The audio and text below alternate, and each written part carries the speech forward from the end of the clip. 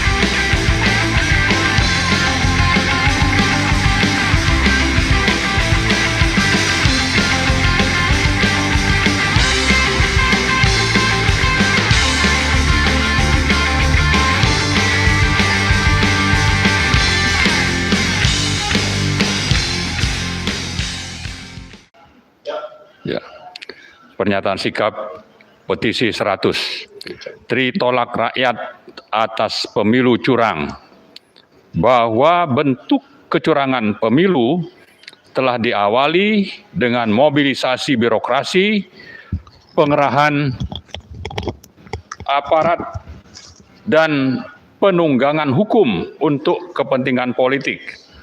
Kemudian terjadi surat suara yang tercoblos, otak-atik angka dalam sistem IT KPU, dan dilanjutkan dengan penggiringan opini melalui quick count oleh lembaga-lembaga survei berbayar. Bahwa Presiden Joko Widodo bertanggung jawab atas kecurangan yang terstruktur, sistematik, dan masif dalam Pilpres 2024. Sebagaimana diprediksi bahwa Pilpres 2024 berlangsung curang selama Joko Widodo masih berkuasa. Maka pemakzulan dalam waktu sesingkat-singkatnya merupakan keniscayaan. Atas dasar hal-hal tersebut di atas, maka petisi 100 yang terus berjuang untuk memulihkan kedaulatan rakyat dengan ini menyatakan hal-hal sebagai berikut. Pertama, menyatakan tolak rakyat berupa tolak quick count karena mengganggu dan menggiring hasil perhitungan nyata. Lalu tolak hasil pemilu curang yang merusak azas pemilu yang jujur dan adil dengan memberdayakan anggota KPU pusat hingga daerah, anggota Bawaslu, serta seluruh jajaran ASN di daerah untuk melakukan kecurangan, didukung dengan menggunakan sistem IT yang cacat, tidak layak pakai, dan syarat rekayasa manipulatif, serta yang ketiga, tolak Prabowo Gibran sebagai pasangan curang dan cacat konstitusi.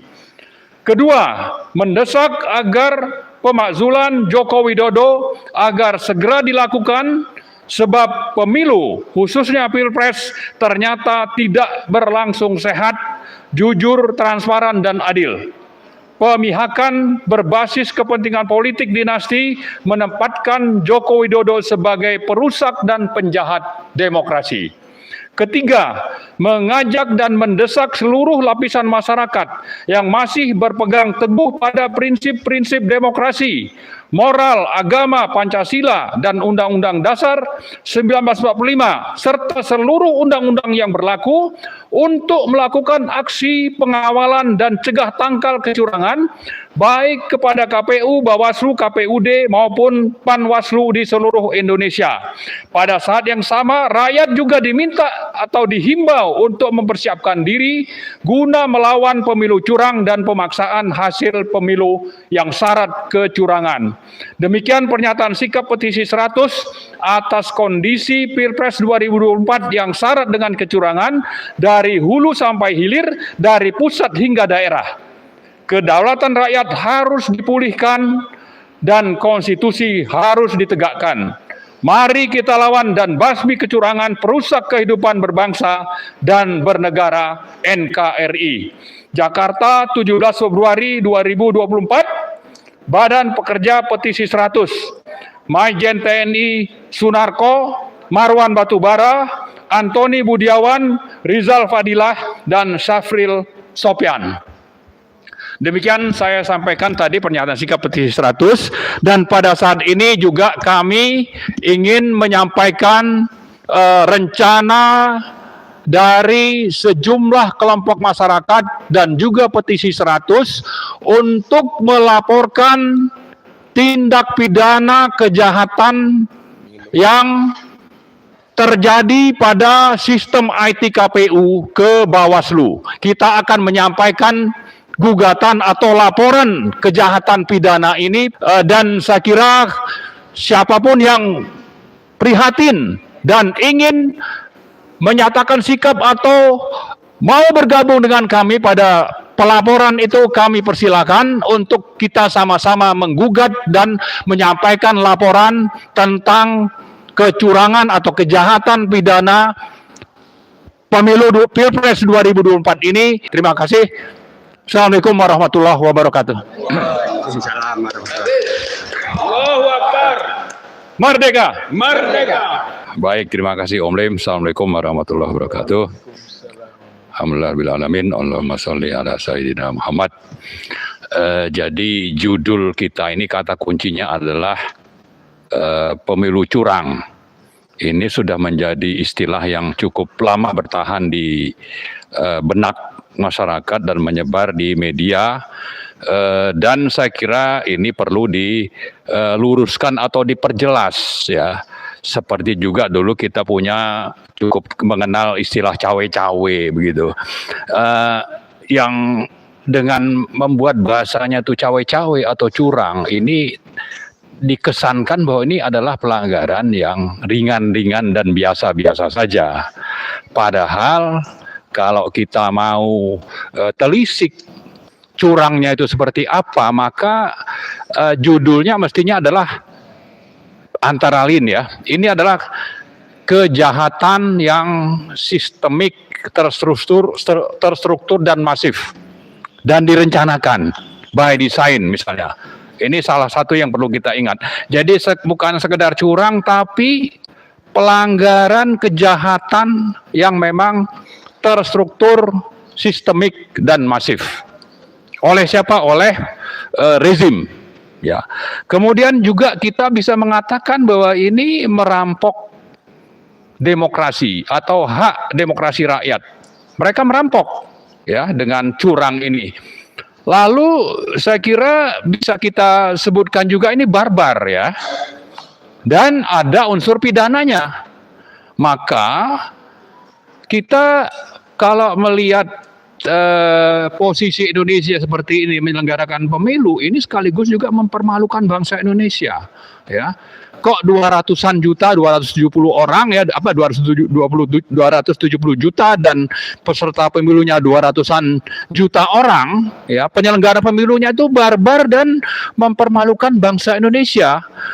Bahwa sistem yang dibangun misalnya itu sangat mudah untuk dihack, untuk dimasukin orang luar, dan itu dipersilakan. Untuk apa? Untuk tadi melakukan merampok suara rakyat, merampok demokrasi tadi. Maka saya kira kalau memang demikian definisinya, saya kira ini sudah waktunya kita melawan ya, melawan kejahatan sistemik yang merampok demokrasi dan mempermalukan bangsa Indonesia. Ini harus kita ingat, ini menjadi kata kunci, menjadi kalimat penting untuk kita bersikap. Tidak bisa kita menerima begitu saja, misalnya mulai dari digiring dengan hasil quick count, lalu sistem IT di-develop sedemikian rupa untuk mengikuti yang didesain di awal, yaitu hasil quick count. Maka saya kira yang juga penting, kalau kita mau lebih detail, kejahatan yang dilakukan oleh rezim ini seperti apa, mulai dari di hulu. Bagaimana DPT itu dibuat bermasalah sekian 54 juta, lalu dibangun IT yang memang tidak qualified, tidak ada pengetesan atau tera yang untuk menguji bahwa ini layak pakai. Lalu IT-nya sendiri bukan tujuannya untuk menghitung secara objektif, tapi justru digunakan untuk bagaimana menjustifikasi, mengendos apa yang diinginkan oleh rezim.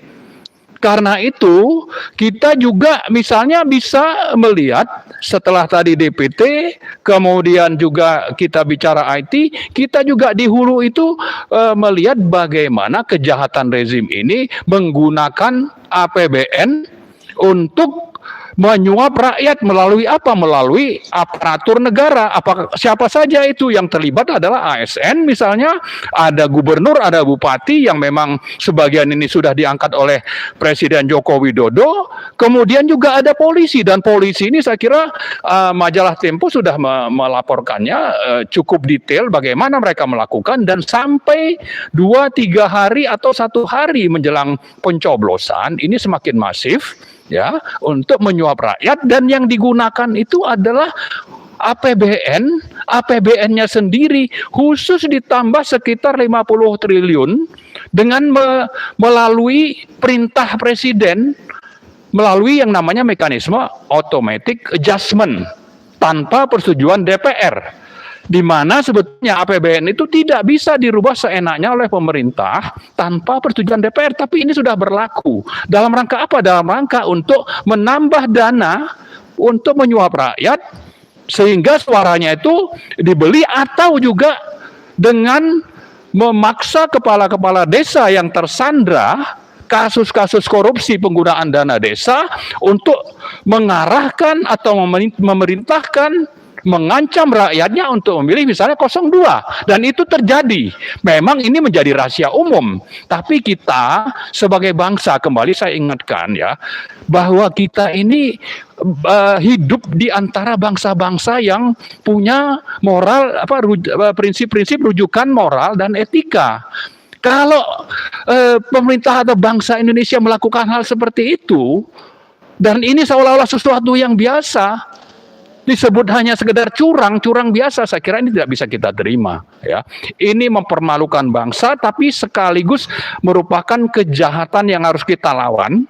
Dan karena itu saya mengajak rakyat Indonesia untuk melakukan perlawanan dengan salah satu kata kunci adalah tolak hasil Pilpres, karena syarat kejahatan moral, kejahatan pidana, dan juga bagaimana kecurangan itu dilakukan secara sistemik, terstruktur, dan masif. Saya kira itu mungkin yang saya sampaikan. Terima kasih.